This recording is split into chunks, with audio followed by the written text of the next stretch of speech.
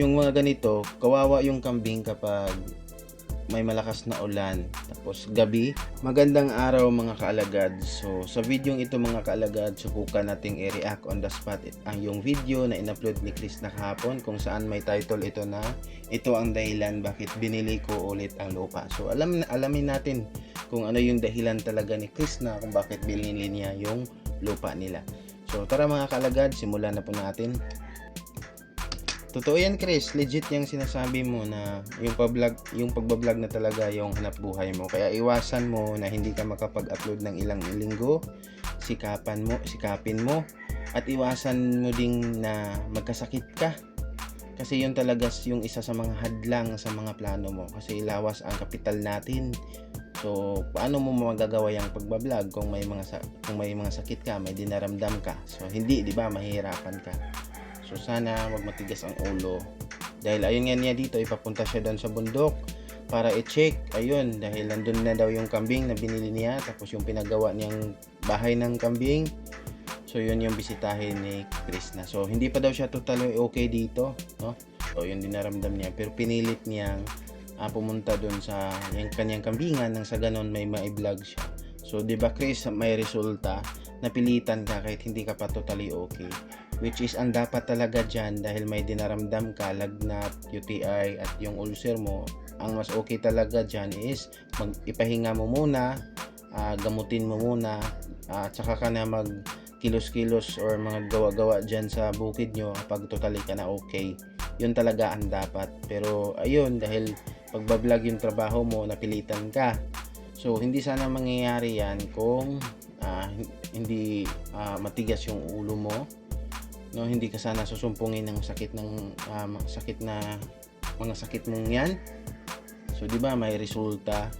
So sana maging totally okay ka na. Sobrang init pa, no? Tapos sabi mo hindi pa totally nawala yung lagnat mo. So may nakaranas na din kasi ako ganyan mga kalagad, na hindi pa totally okay yung lagnat ko, pero medyo kaya-kaya na. Kaya inakala ko na mawawala na siya. Kaya ayun, gawa-gawa na sa mga probinsya kasi din dito sa amin, kuha ng panggatong, yung mga ganan, bilad-bilad ng init. So yung in-expect natin na magiging okay na tayo, dahil hindi talaga natin totally okay, nagala-gala na tayo kahit meron pang medyo konti na lang. So pag kinabukasan, paggising mo, mas lalong lumala, no? May mga ganyang senaryo Chris, naranasan ko rin yan. So kaya dapat talaga sana na maging okay ka bago ka magpawisan, yung mga ganun. So very good naman yan, pawisan ka. So sana lang na maging totally okay ka na talaga at hindi na yan lalala, no? halata naman sa boses ni Chris na hindi pa talaga siya okay. Pero yung lagnat talaga, hindi natin yan mapipigilan, no? Kahit sino lalagnatin, kahit ano pang ingat natin. Pero yung ulcer at UTI mo Chris, bilang kaalagad, so kayang pigilan yan, no? Nasa sayo na yan, basta makinig lang doon sa payo ng mga doktor, magpa-check up ka kung yung mga ipapayo niya sa iyo, yung mga ipagbabawal. So sana iwasan mo, no? Sundin mo yung mga payo niya sa iyo Chris, kasi disturbo yan. Lalo na pagbablog yung hanap buhay mo, kailangan sana araw-araw kang may upload. So dapat healthy ka lagi, no? Hindi ka magkakasakit, no?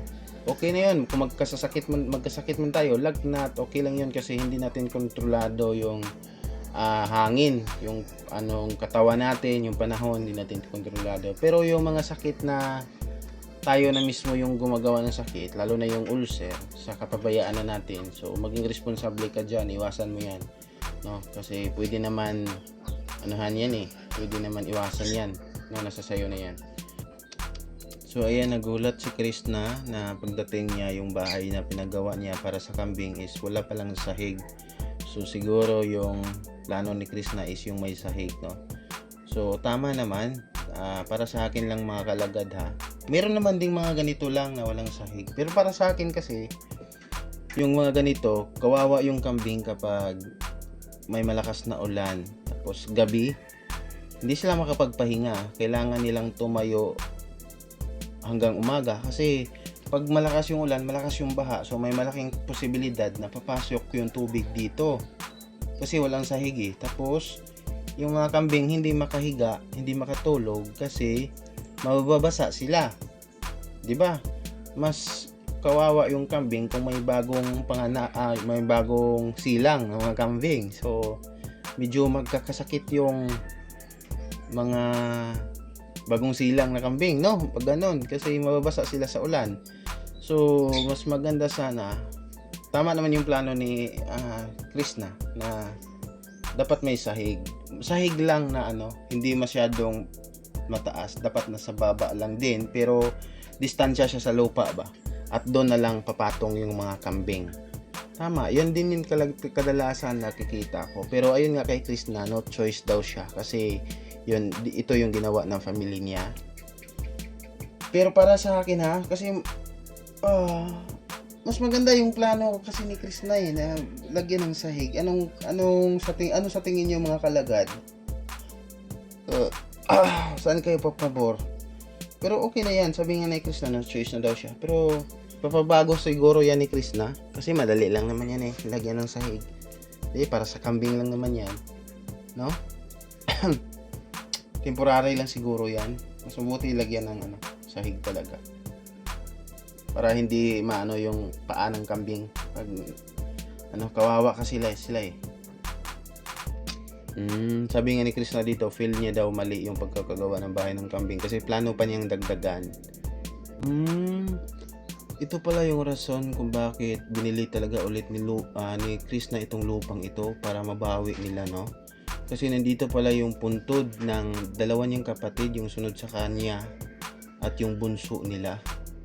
So, nandyan lang yung puntod. So, grabe ka, Chris, no? Sipin mo yun.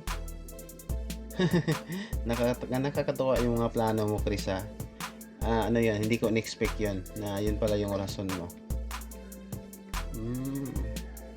Si Chris na ba? Yun yung tipo na kung titingnan mo siya, kung husgahan mo lang siya, base sa kanyang kilos at sa kanyang appearance, is parang maisip mo na walang plano. Pero yung mga bagay na hindi mo in-expect na paplanuhin is pinaplano din pala ni sinasali ni Chris na sa kanyang plano. 'Di ba? Yung katulad nito, yung isa sa mga rason na binili nila ulit yung lupa is nandiyan yung puntod ng dalawa niyang kapatid tapos yung mga pinsan niya. Tama naman kasi pag natuluyan ng hindi na sa kanila yung lupa nila is parang wala na silang control. Tama ba ako mga kalagad?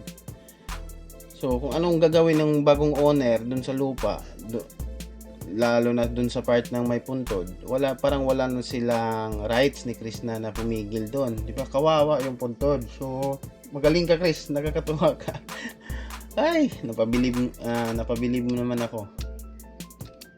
Ito pala yung rason niya mga kaalagad. So ayun mga kalagad, tapos ko nang panoorin itong video ni Krishna, no? So wish lang natin, ipag-pray lang din natin si Krishna na maging totally okay na siya, no? At hindi na matigas yung ulo niya, sana lang, no? Hindi na siya sumpungin ng kanyang ulcer, kumain na siya ng tamang oras, iwasan ng soft drinks, yung mga nagpalala ng kanyang UTI. So mga kalagad, no? So pray lang natin si Krishna na maging totally okay na siya. So mga kalagad, yun lang for this video. Abang-abang lang tayo sa kanyang next upload. Subscribe my YouTube channel mga kalagad at i-like itong video. And God bless sa inyong lahat mga kalagad, and maraming salamat po.